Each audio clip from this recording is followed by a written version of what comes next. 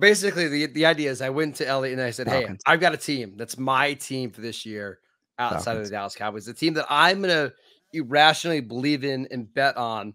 Get it? Believe. There you go. All year long. So, Elliot, that team for me going into the 2023 season The Falcons. is the Atlanta Falcons. Yeah. Well, I guessed wrong when I was on the phone with Marcus earlier. He didn't tell me the Falcons, but once he said NFC South, I knew you were going. I know you think they're going to run the ball like crazy, but you were kind of not for the Bijan Robinson draft. I'm still not. Still not. However, I mean, there's the reason why I wasn't for that pick is because I don't think that's the long-term answer. If the Falcons want to become like an actual contender that can win a Super Bowl down the road, I would have rather seen them use that pick on another playmaker, like another pass option, somebody in their secondary, a pass rusher, because I just think those positions have more long-term value and they're just more important when it comes to winning and losing. However, the one thing we know about rookie running backs is they can come in and produce at a high level right away. And Atlanta already had a really good rushing attack last year. I don't know how much Bijan Robinson makes that rushing attack better, but now the fact that they've got two guys, Bijan and Tyler Algier, makes me feel really good about this offense. I don't think that's your three biggest reasons for rooting for the Falcons here. I think one is their offensive line. That's number one more than anything else. But number two, I think you like their secondary. Number three, the division they're in and the division they're playing in the AFC. The NFC South, first of all, is awful. Mm-hmm. They're playing the AFC South. So if Atlanta could steal 3 wins, aren't they? Am I wrong on this? They're playing the AFC South this year. They could win 3 games in the AFC South. They could go 4-2 in their division.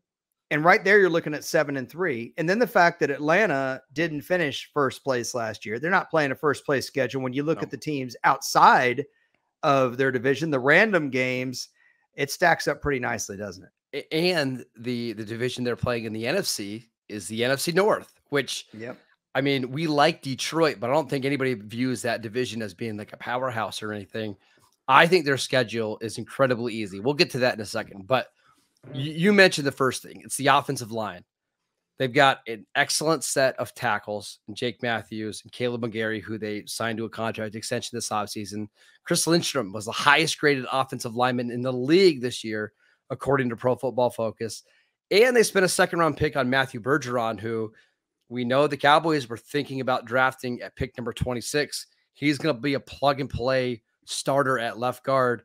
And they've got depth. Like, they've got, like, 3 or 4 top 100 picks on the offensive line that aren't even starting for them. There's just no team in the NFL that has that kind of depth on that side of the ball.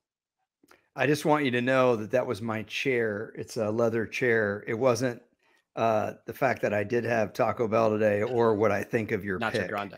I did have you were talking to me while I was in the drive-thru, and that's not what I think of your choice here, the Falcons. I think the challenges here, Desmond Ridder in the passing part of his game, which unfortunately is still really important. Sure. Pass rush. Hey, maybe they'll get there, but I don't trust those guys getting home just yet. I think they've got a pretty good head coach.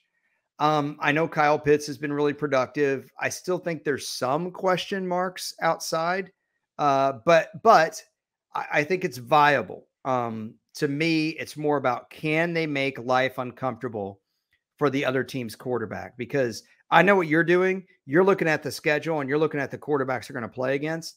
But I don't think Desmond Ridder showed anything to show that this team can get into track meets with other teams and come out on top. That would be my concern. I agree. I think there's a very good chance that he is just a game managing quarterback who averages like 180 passing yards a game and has 28 rushing yards per game. And that's all you get from the quarterback position. However, Atlanta played in a ton of games last year where if they could just score 19 points, they would have won. Like, I'm looking at their end of the season schedule. Like last year, they lose to Washington 19-13. They lose to Pittsburgh 19-16, with 7 of those points coming from a pick 6 at the end of the game. They lose to the Saints 21-18, the Ravens 17-9. Like, I think the offense is going to be better.